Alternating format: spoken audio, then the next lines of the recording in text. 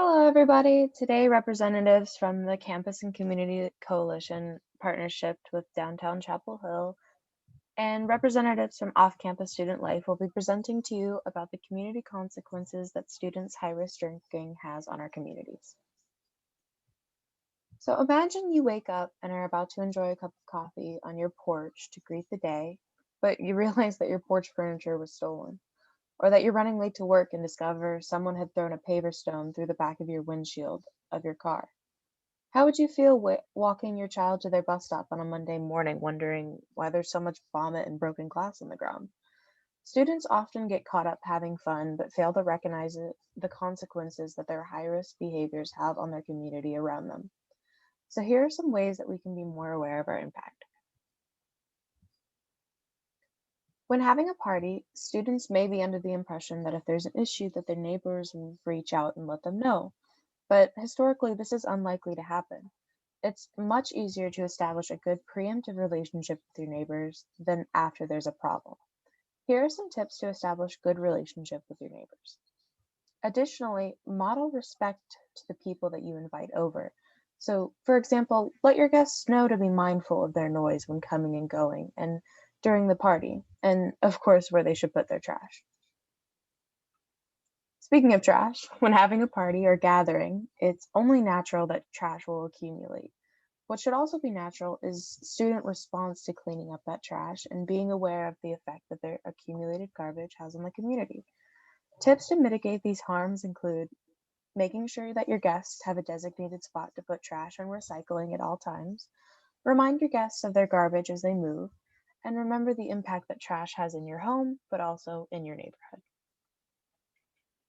It's also important to be mindful of noise levels when gathering. A good way to think about this is whether or not your noise interferes with your neighbor's reasonable enjoyment of their own homes. So it's reasonable to want to socialize with friends and enjoy your home that way, but not in a way that keeps your neighbors from enjoying their own space, such as by sleeping or taking care of their families.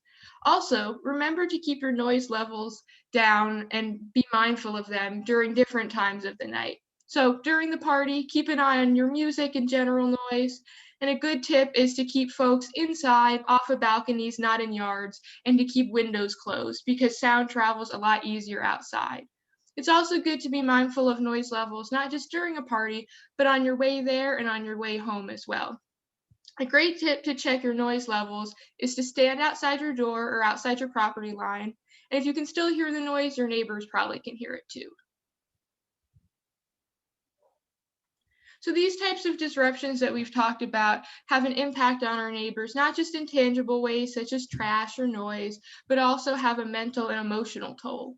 So parents may worry about their children witnessing these kinds of consequences, and neighbors may also fear hostility from students when voicing their concerns.